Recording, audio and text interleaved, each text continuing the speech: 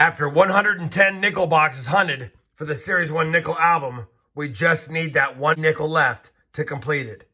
For the Series 2 books, we've hunted 10 boxes, and we have 123 out of the 136 nickels found. We only need 13 more after 10 boxes, which is crazy. Hopefully boxes 111 and 112 in nickel episode 66 gives us that one nickel we so desperately need.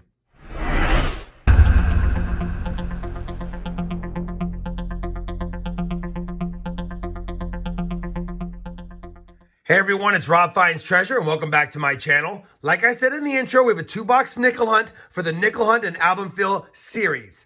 Now, for those of you that are new to my channel or maybe have missed the first 65 episodes, I always have a playlist linked both down below in the video description as well as pinned up here for your convenience.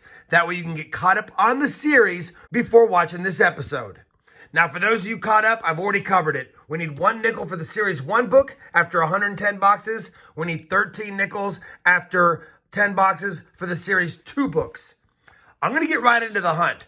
I picked up a couple of nickel boxes this week, and sure enough, we definitely have circulated nickels. Now, at a quick cursory glance, I didn't see anything fancy schmancy, but we definitely have circulated nickels, and that means we have 100 rolls to look through. Now, many of you know that I always have links to my coin hunt mats listed both down below and pinned up here. So check those out if you're interested in any of the mats I use for any of my hunts.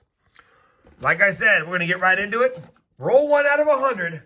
Let's see if we can find that 50D. We're on roll number 5 of box 1, and I think we have an oldie here.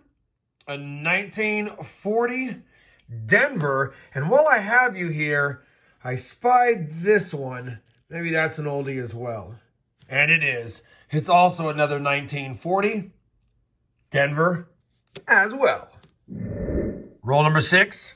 Another 40s nickel. And this one's a 1947 Philadelphia. We're on roll number 12. And I figured I'd film it because after looking at it, it looks like it has the patina of an older strike. Possibly some kind of proof-like finish. Maybe it's my eyes playing tricks on me, but it's an ender, so I figured just in case it's something nice, we'll take a peek together. Let's see what it is. That mysterious ender is going to be a Philadelphia mint, so it could be an early proof. And I think that might be a 1964 Philadelphia minted proof nickel. I'm pretty certain it is by the appearance, but either way, it's a beauty. And I'll hold on to it for sure. Gotta be a proof nickel. Nice find. We're on roll number 24, and I don't normally show the 50s finds, but in this roll, we had a 1952 Philly, a 52 Denver, and a really nice 52S. All in the same roll. And save for a scratch and a few steps missing, nearly full steps. So just wanted to point that out. Don't know what that means, but I've never had a full 52 set or any years in one whole roll, and that's a good find. Well, that first box is done, and I know it didn't feel like we had a lot of finds because most of the finds were in the 50s, and I'm not filming the 50s. We actually had 16 finds in the 50s, including 5 from 1952, 1 from 51, and 2 from 53. And we had 2 different mint marks here, obviously 1 mint mark, and all 3 PD&S sets for that one. So I was optimistic about finding a 50D after finding all those, but it wasn't to be. So 16 from the 50s, only those 3 early on from the 40s, that proof 64 nickel, 3 Canadians, which I didn't film, and some nice ones to check against album 2 when we get to it. Box 1 is down, 23 finds on the board is a good amount, but light on the pre-50s nickels this time for sure. We've got another box to do, so as always, I'll be back with the first find in that box. Roll number 52. We've got our first foreign other than Canadian, and it's going to be a Panamanian nickel from 1983. Love the reverse on these. And, I guess that would be the obverse because it has the date. But either way, 5 or Cinco Centésimos de Balboa. We'll take it. Cool foreign find. Foreign number 4. Roll number 60. And we have our oldest Jefferson nickel we have found of this hunt. 1939. Will there be a mint mark? There is not, so it's a 39 Philly. Let's just double check it for any of the doubling. It's not a DDR, and it is a 1939 Philly. Good to see it though. Oldest find, like I said. Same roll, and we have another 1939. Another 39 Philly, and I didn't see any doubling with the naked eye, but we'll take a peek just in case. Just a little bit of damage, not the DDR. Definitely another Philly. 239s, same roll. Could be a good box. Roll 65, 1941 Jefferson nickel from Denver. Same roll, and it seems like it's the box of doubles because we have another 1941, but this one from Philly. Roll number 70, our first nickel from 1946. And this one is a Philadelphia. Roll number 80, another 1940. This time, Philly. Roll number 86, and we have our first silver. Missed it by the edge, but when I crumpled the paper and flattened them out, it kind of popped out the back, and that's definitely going to be a silver war nickel right here. It has damage, Philadelphia minted, and they're always 1943, it seems. We'll check it for that 3/2 overdate, which it's not, and we'll scope it for the doubled eye, which I don't see. But we found silver, took us 86 rolls, and I'll take that all day. Same roll, and we have our third 1939 of the box.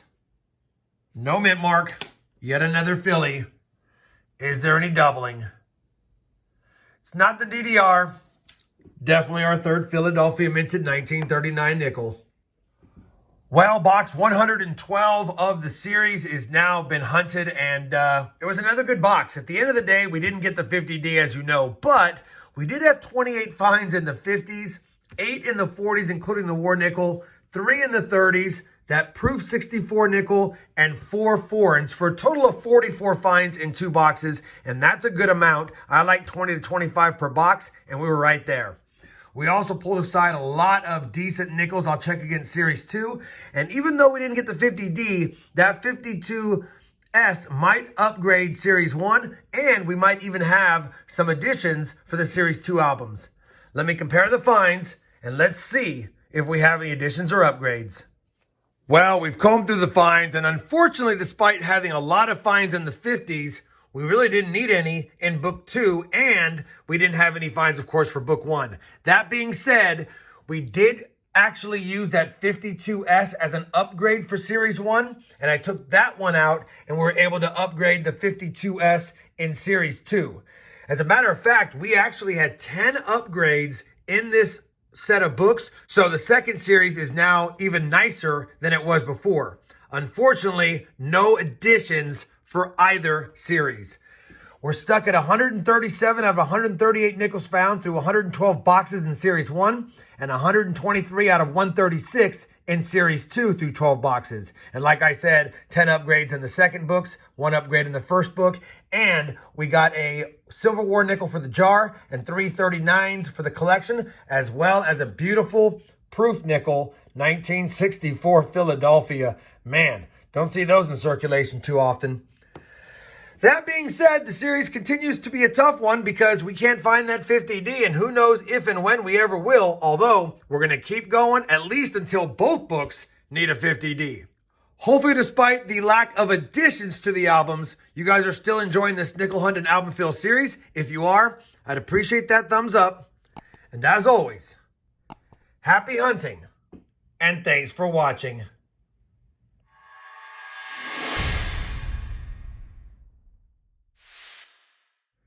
Two weeks left for 2021, and we are close to filling that silver jar.